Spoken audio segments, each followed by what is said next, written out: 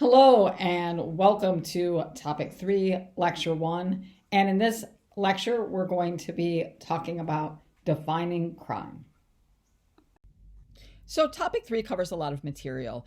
You'll be reading chapter 2 in the textbook, and there's a lot of material that's covered that. You'll also be reading some articles to help us understand trends in crime and how the problems associated with measuring crime. And so just to give you an overview, topic 3, we'll be learning about defining crime. That's what we're going to be learning about in this lecture. You'll be reading about categories of crimes. In the next lecture, we're going to look at the tools we use to measure crime, as well as beginning to look at some of the crime trends, how crime has changed over time in the United States. And then in the textbook, you'll be reading about crime patterns, the certain patterns that we see in terms of criminal activity in the United States. So that's what we've got on the docket. Let's go ahead and get started. When we think about how crimes are defined, it seems like it's a pretty simple endeavor upon first glance. Because when we think about crime and the role of the criminal justice system, the role of the criminal justice system is to keep people safe and have order within a society. And so it seems as if crimes would be simply behavior that is harmful to society, right? And so when you think about how crime is defined, we'd say a crime is a behavior that is prohibited because it causes great harm to society. But when you sort of look at behaviors that are actually criminalized in the United States, or behaviors that are not criminalized in the United States, you might wonder if that's really the best definition for how crime is defined. Because we see that there are some low harm acts that are considered crimes and other high harm acts that are not considered crimes at all. And so, for example, when you think about certain kinds of so-called victimless crimes, where you say, well, look, when somebody engages in this behavior, is there a victim? Is there someone being harmed? Is society being harmed in some way? With certain, victimless crimes or behaviors, you might say that, that these don't seem to be producing much, if any, harm at all, yet they are criminalized. And so, as we've talked in the past, prostitution is a crime because some might say, why is it a crime? Where's the harm? It's an exchange for sex for money. Somebody is getting a service and somebody is able to provide a service like any other service, one might think. Gambling, say, where's the harm in gambling? A person makes a choice. They get a thrill off of engaging in certain sorts of betting endeavors, and then they either win money or a place that is a gambling facility could earn revenue that way for those who bet poorly.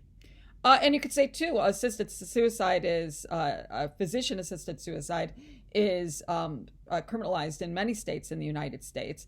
And you could say, well, where's the harm there? Somebody wants to end their life.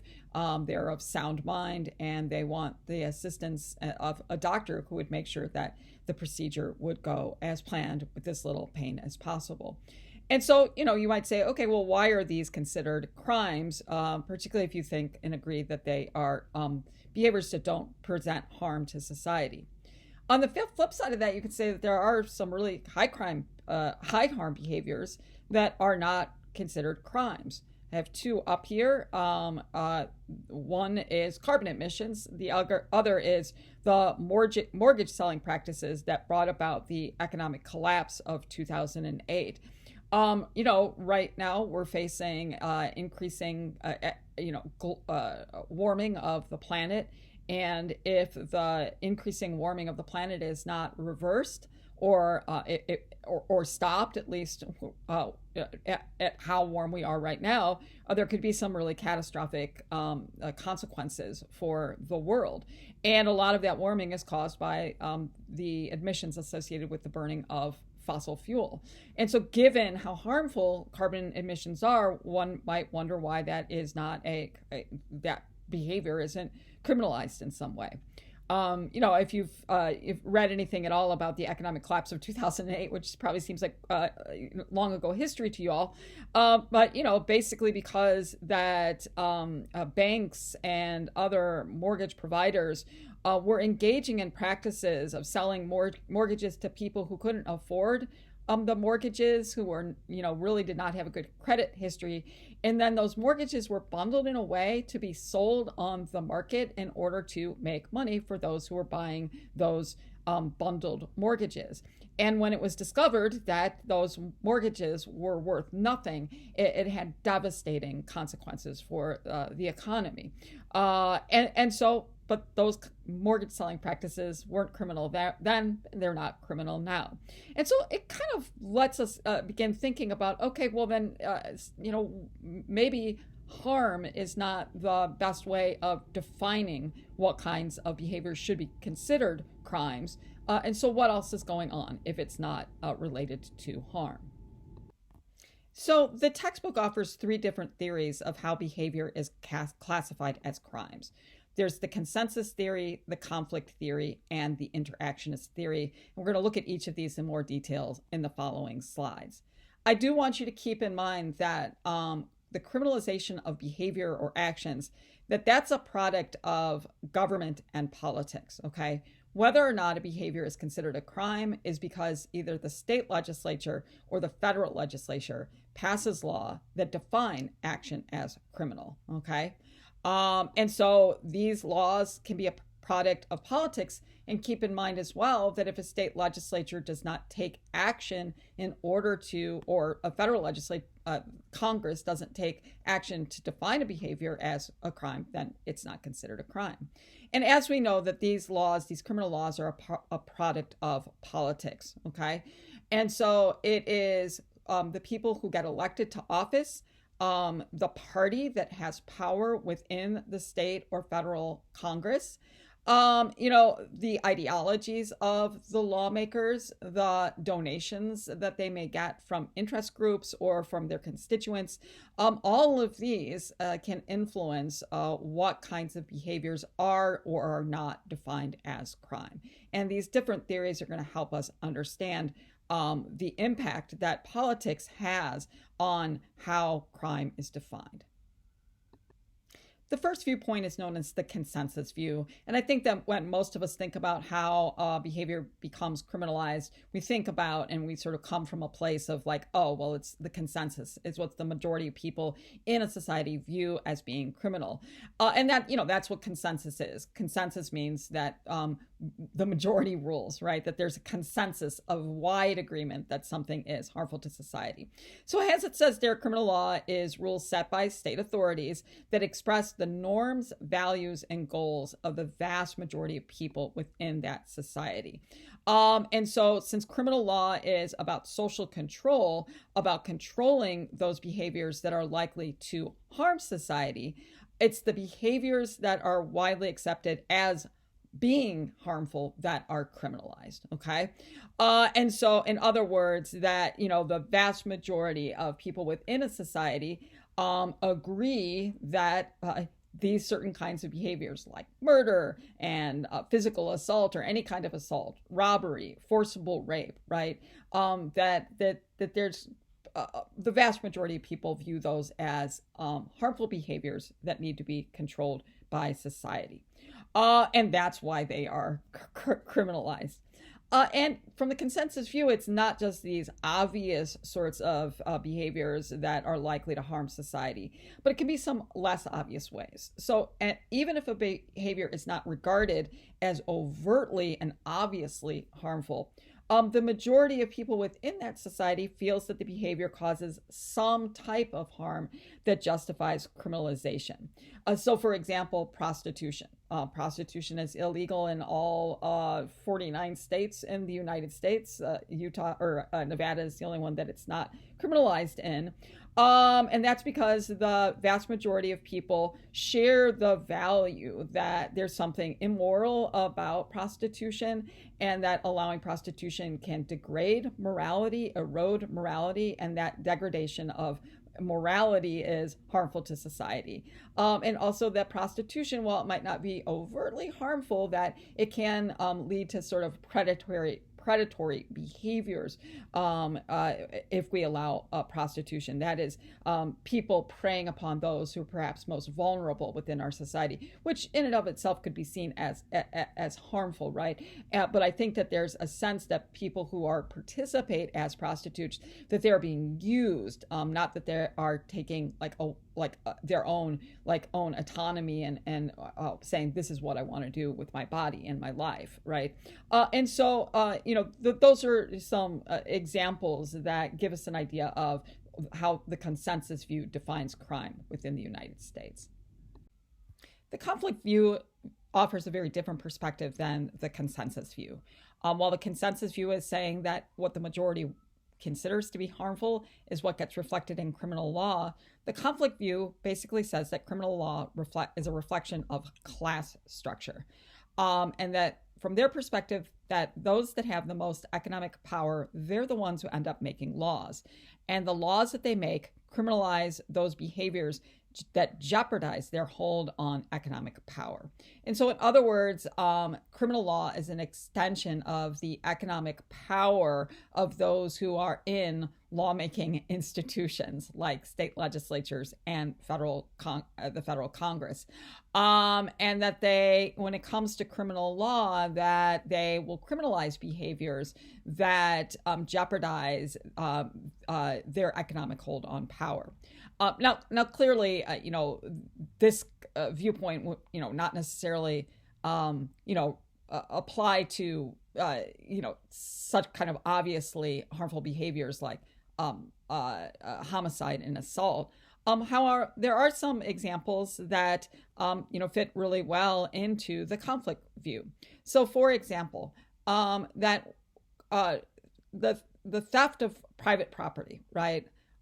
Burglary, larceny, shoplifting, all of that is greatly criminalized in the United States, right?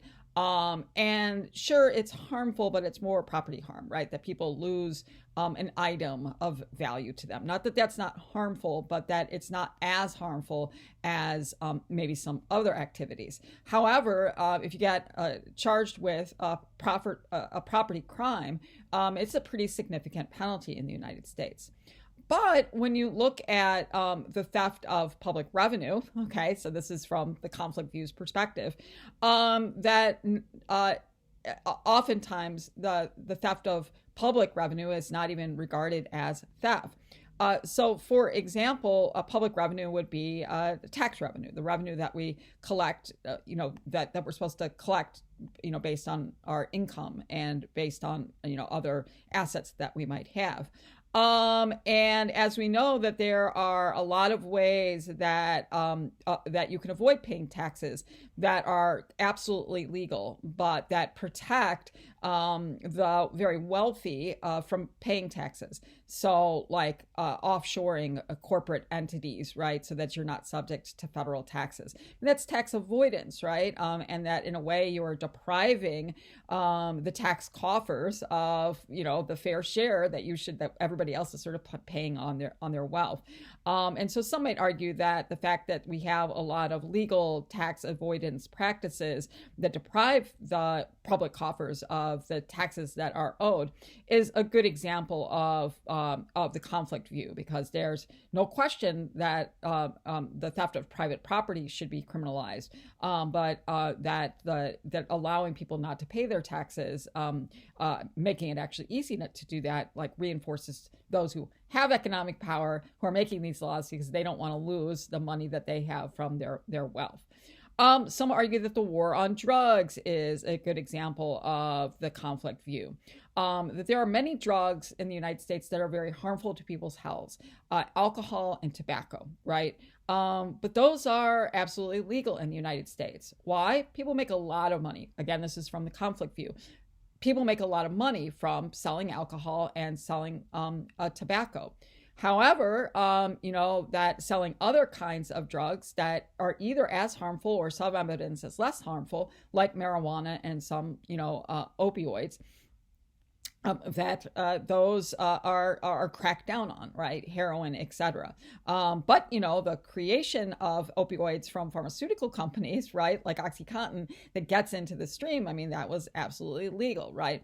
And so that it's those who have power that are defining which drugs should be criminalized and which drugs remain illegal, and that difference is sort of based on the wealth of those, the economic power of those making those kinds of laws.